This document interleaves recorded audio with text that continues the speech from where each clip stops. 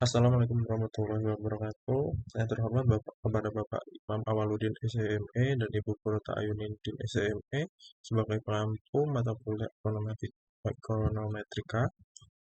Izinkan ke kelompok kami perkenalkan diri. Saya sendiri dan Pak itu dengan NPM terakhir 088 dan rekan saya Naufal Sidi Mubarok dengan NPM terakhir 083 akan memberikan tutorial bagaimana cara melakukan uji asumsi klasik PLS dengan data Wudi 3.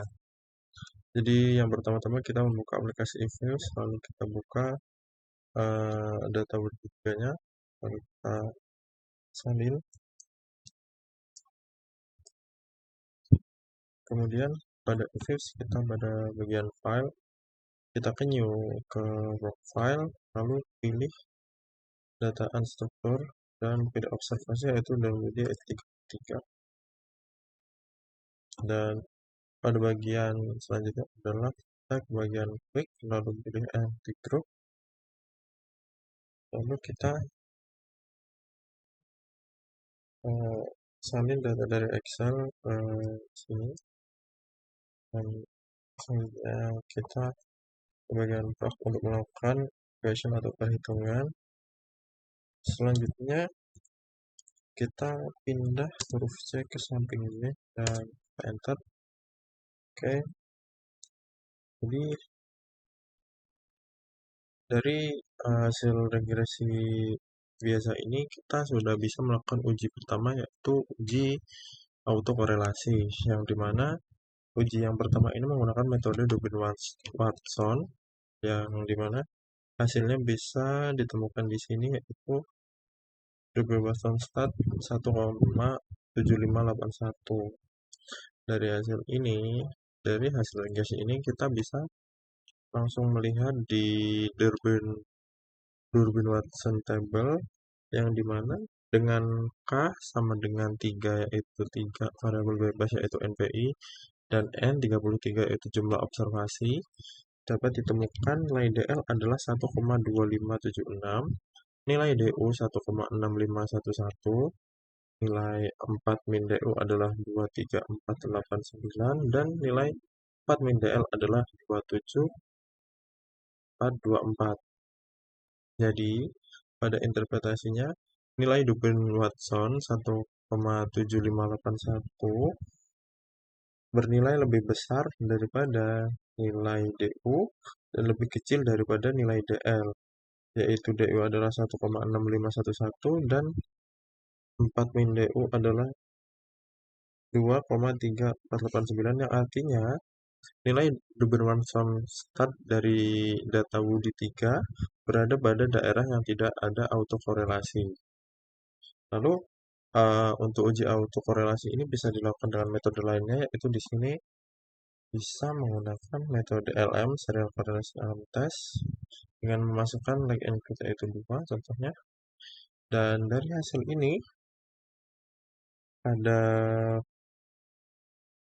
bagian prop J² dalam kurung 2 diperoleh nilai sebesar 0,871, yang dimana karena nilai ini lebih besar dari tingkat signifikansi alfa 5% atau 0,05, maka tidak terdapat bukti yang cukup untuk menolak hipotesis 0. Yang demikian dapat disimpulkan bahwa model regresi dari data Wudi 3 tidak mengalami masalah autokorelasi residual.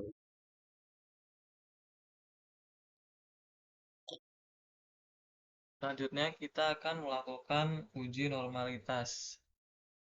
Caranya yaitu klik view, pilih residual diagnostic, histogram normality test. Di sini kita bisa lihat nilai Zarco-Weber-nya. Hasil uji normalitas tersebut, nilai Zarco-Weber sebesar 4,45 dengan p-value sebesar 0,108, di mana lebih dari 0,5, sehingga terima H0 atau yang berarti residual berdistribusi normal.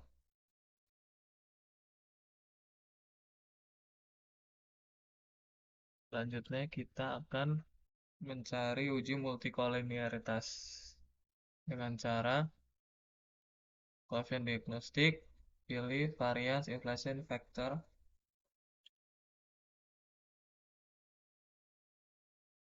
Berdasarkan hasil uji multikolinialitas, menggunakan nilai variance inflation factor, diperoleh nilai VF untuk variabel N sebesar 2,34, variabel P 2,49, variabel I 1,18, di mana nilai tersebut kurang dari 10. Maka dapat dinyatakan bahwa tidak terdapat masalah multikoliniaritas dalam model prediksi. Lalu pada uji asumsi klasik yang terakhir di sini adalah uji heteroskedastisitas yang dimana di sini kelompok kami menggunakan metode White. Dari hasil White ini bisa didapatkan interpretasi di mana p-value dari OBSR square yaitu prop c square dalam kurung 9 menghasilkan nilai sebesar 0,09101 yang dimana nilai tersebut lebih besar daripada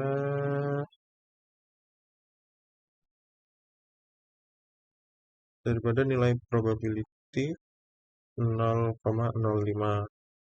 atau tingkat signifikansinya yang dapat diartikan maka ini menghasilkan terima H0 atau yang berarti model regresi bersifat homoskedastisitas atau dengan kata lain tidak ada masalah pada asumsi heteroskedastisitas.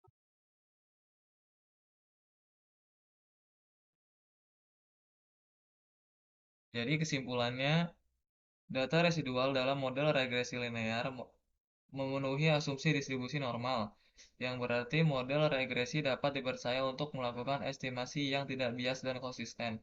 Dengan terpenuhnya asumsi normalitas, pengujian hipotesis seperti uji T dan uji F menjadi valid dan dapat menghasilkan interval kepercayaan serta prediksi yang dapat diandalkan. Hal ini membuat estimasi koefisien regresi menjadi BLUE atau Bayes Linear Unbiased Estimator yang optimal sesuai teori Gauss-Markov. Dengan demikian, model regresi OLS yang digunakan dalam penelitian atau analisis data tersebut adalah valid dan hasilnya dapat diinterpretasikan secara akurat.